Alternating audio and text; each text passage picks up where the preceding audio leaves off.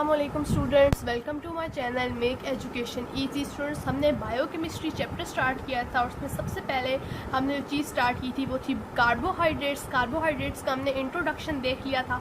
आज हम कार्बोहाइड्रेट की क्लासिफिकेशन का फर्स्ट जो है वो उसकी क्लासिफिकेशन की क्लास पढ़ेंगे, दैट इज़ मोनोसेकेराइड। ठीक है, हमारे पास की 3 क्लासेस थी, मोनोसेकेराइड, ओलिगोसेकेराइड और पॉलीसेकेराइड। सबसे पहले हम इसमें मोनोसेकेराइड्स को डिस्कस करेंगे। ठीक है, मोनोसेकेराइड हमारे पास जो है वो सिंपलेस्ट हाइड्रोकार्बन्स है। मोनोसेकेराइड्स को हम कहते हैं सिंपलेस्ट कार्बोहाइड्रेट्स, यानी कार्बोहाइड्रेट्स की टाइप में जो सबसे सिंपलेस्ट कार्बोहाइड्रेट्स आते हैं वो हमारे पास मोनोसेकेराइड्स में आते हैं।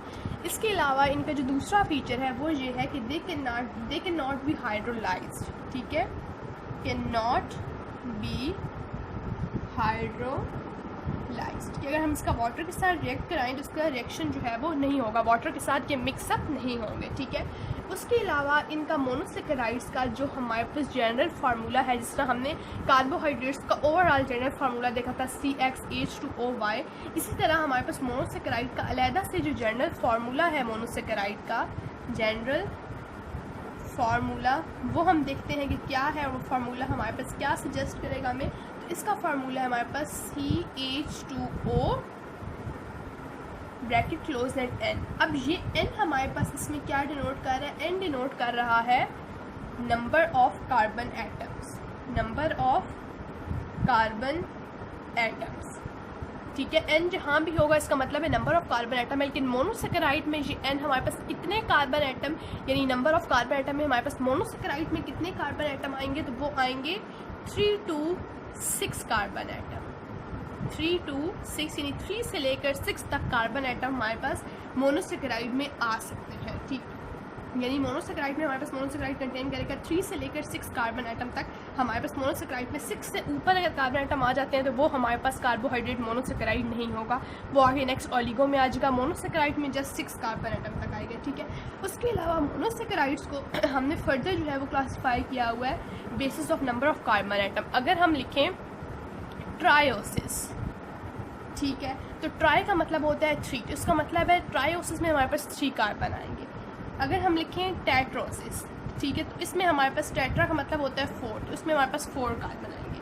आगे हम लिखें पेंटोसिस, पेंटोसिस तो पेंटा का मतलब होता है 5, तो इसका मतलब इसमें 5 कार्बन आएंगे। ठीक है, नेक्स्ट अगर हम लिखें हेक्सोसिस, तो हेक्सा का मतलब होता है हमारे पास 6, तो ये हमारे पास 6 कार्बन। इस तरह हेप्टोसिस तो आगे नहीं, हेप्टोसिस तो उसमें आए इस तरह कि उसमें हमने 3 से 6 तक ही करने हैं, तो जस्ट ट्रायोसिस से हेक्सोसिस तक की हमारे पास आएंगे। अगर हेप्टोसिस आ जाता है तो हेप्टोसिस हमारे पास मोनोसेकेराइड में नहीं है, क्योंकि मोनोसेकेराइड में हमारे पास जस्ट 6 कार्बन आइटम तक जो है वो आ जाते हैं। ठीक है, अब इनकी क्लासिफिकेशन बेस किस तरह करती है, इनकी क्लासिफिकेशन बेस करती है नंबर ऑफ कार्बन आइटम दे करते हैं। इनको क्लासीफाई हमने कार्बोहाइड्रेट्स या मोनोसेकेराइड को किस बिना पे क्लासीफाई किया गया, उनके नंबर ऑफ कार्बन आइटम के लिए, क्योंकि अब 3 to 6 हैं तो हमारे पास वो मोनोसेकेराइड हम तब दे रहे हैं, यानी specific number of carbon atom से हमारे पास उसकी क्लास चेंज होगी। अगर 6 से ऊपर आएगा तो वो फिर ओलिगो में आएंगे। ठीक है, ओलिगो में भी इस होगा नंबरिंग होगी कार्बन आइटम की, कितने कार्बन आइटम आ सकते हैं। अब अगर यहाँ पे मैं यहाँ पे ग्लूकोज का अगर स्ट्रक्चर लिखूँ, ठीक है, तो ग्लूकोज का हमारे पास फार्मूला होता है C6H12O6। ठीक है, अब मैं यहाँ पे लिख रही हूँ ग्लूकोज का ओपन स्ट्रक्चर फार्मूला 1 2 3 4, इसको मैं ज़रा रिमूव कर रही हूँ, 4 5 एंड 6, 3 3 6 हमारे पास कार्बन हो गए। ठीक है, अब हमारे पास ग्लूकोज में हमें पता है ग्लूकोज में हमारे पास एल्डिहाइड ग्रुप आता है, तो सबसे ऊपर वाले कार्बन में हम एल्डिहाइड ग्रुप लगाएंगे। ठीक है, ये मैंने एल्डिहाइड ग्रुप लगा दिया C डबल बॉन्ड O, और साथ यहाँ पे मैंने पुट कर दिया हाइड्रोजन। ठीक है, और नीचे अब हम नेक्स्ट जो है कार्बन और हाइड्रोजन जो है वो पुट कर देंगे। ठीक है, OH H, और कार्बन की नंबरिंग भी दे देते हैं, carbon 1, carbon 2, carbon 3, carbon 4, carbon 5, carbon 6। ये सिर्फ आप लोगों की मतलब आप लोगों को सही समझ जाए तब मैं कार्बन की नंबरिंग कर रही हूँ, ताकि आपको पता चले कि किस नंबर पे हमारे पास चेंजिंग आ रही है। ठीक है, अब आप यहाँ देखते हैं हमारे पास कार्बन नंबर 2 पे, 4 पे, 5 पे CH2OH CH, ठीक है। इसमें तो हमारे पास CH2AOH नेक्स्ट आएगा।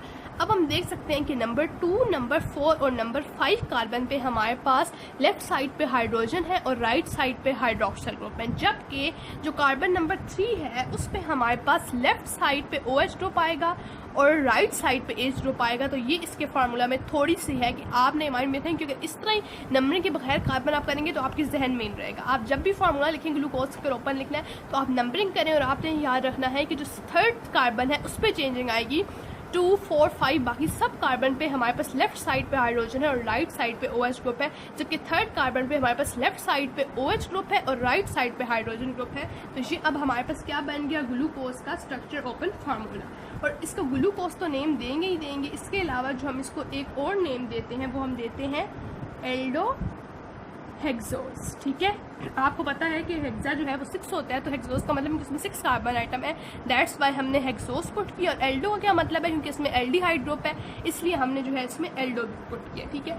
अगर नेक्स्ट अब मैं आगे फ्रक्टोज का फार्मूला लिखती हूँ तो देखते हैं कि फ्रक्टोज के फार्मूले में क्या डिफरेंस है, ठीक है। उसमें भी सेम हमारे पास फ्रक्टोज के फार्मूला में भी आपको पता है कि 6 ही कार्बन आते हैं, फार्मूला वही है, जस्ट उसकी अरेंजमेंट्स एटम की जो है वो डिफरेंट होगी, 1, 2, 3, 4, 5 एंड 6, ठीक है। अब हमारे पास ग्लूकोज में एल्डिहाइड ग्रुप था, बट कीटोन में हमारे पास जो है वो कीटो ग्रुप आता है, और एल्डिहाइड में हमारे पास एल्डिहाइड ग्रुप था वो हमारे पास फर्स्ट कार्बन पे हमने लगाया था, जबकि फ्रक्टोज में हम जो कीटोन ग्रुप है वो सेकंड कार्बन आइटम पे लगाएंगे। तो मैं C double bond second carbon पे लगा रही हूँ। दोबारा से मैं नंबरिंग दे देती हूँ ताकि मुश्किल ना हो, ठीक है। अब दोबारा से हमने H और OH पुट कर देने हैं, ठीक है। तो ऊपर तो CH2OH, ठीक है। अब हमने यहाँ देखना है थर्ड कार्बन, फोर्थ कार्बन और फिफ्थ कार्बन पे। अब हमने देखना है कि कार्बन नंबर 4 और फिफ्थ पे उसी तरह लेफ्ट पे हाइड्रोजन और राइट पे हाइड्रोक्सिल ग्रुप, जिस तरह ग्लूकोज में 3 कार्बन पे चेंजिंग थी इसी तरह फ्रक्टोज में भी थर्ड कार्बन पे OH इस तरफ आ जाएगा और H इस तरफ आ जाएगा, ठीक है।